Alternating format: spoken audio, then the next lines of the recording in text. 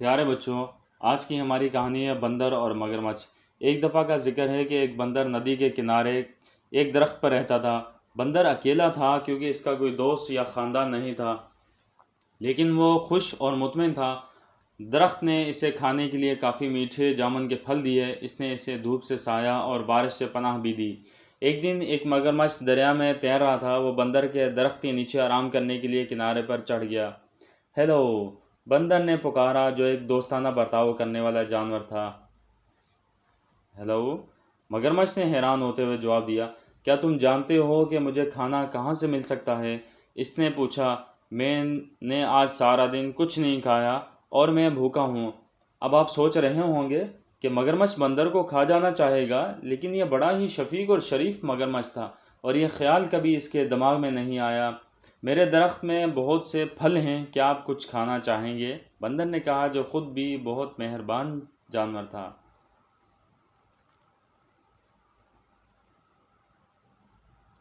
اس نے جامن کا کچھ پھل مگرمچھ کی طرف نیچے پھینک دیا۔ مگرمچھ اتنا بھوکا تھا کہ اس نے تمام جامن کھا لیے۔ حالانکہ مگرمچھ عام طور پر پھل نہیں کھاتے تھے، اسے میٹھا میٹھا پھل بہت پسند آیا اور گلابی گودے نے اس کی زبان کو جامنی بنا دیا۔ جب مگرمچھ اپنی مرضی کے مطابق کھا چکا تو بندر نے کہا، جب بھی آپ مزید پھل چاہیں واپس آ جائیں۔ جلد ہی مگرمچھ ہر روز بندر کے پاس آتا تھا۔ دونوں جانور اچھے دوست بن گئے۔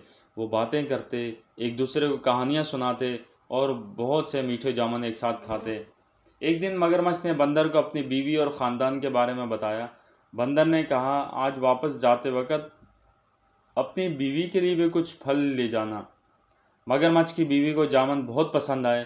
اس نے پہلے کبھی اتنی میٹھی چیز نہیں کھائی تھی، لیکن وہ اپنے شوہر کی طرح مہربان اور نرم مزاج نہیں تھی۔ اس نے اپنے شوہر سے کہا، تصور کیجئے کہ بندر جب یہ جامن روزانہ کھاتا ہے تو اس کا ذائقہ کتنا میٹھا ہوگا۔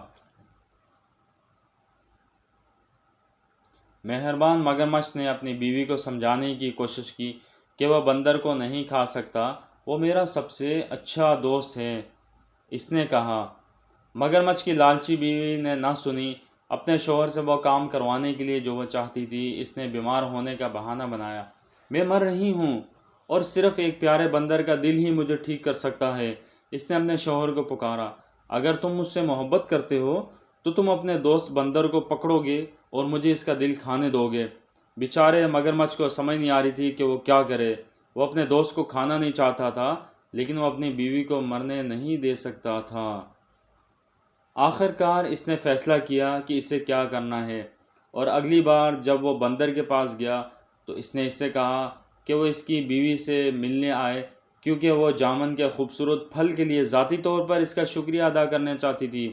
بندر خوش ہوا، لیکن کہا کہ وہ نہیں جا سکتا کیونکہ وہ تیرنا نہیں جانتا تھا۔ اس کی فکر نہ کرو، مگرمچھ نے کہا، میں تمہیں اپنی پیٹھ پر لے جاؤں گا۔ بندر راضی ہو گیا اور مگرمچھ کی پیٹھ پر کود کر بیٹھ گیا۔ چنانچہ دونوں دوست گہرے چوڑے دریا میں چلے گئے۔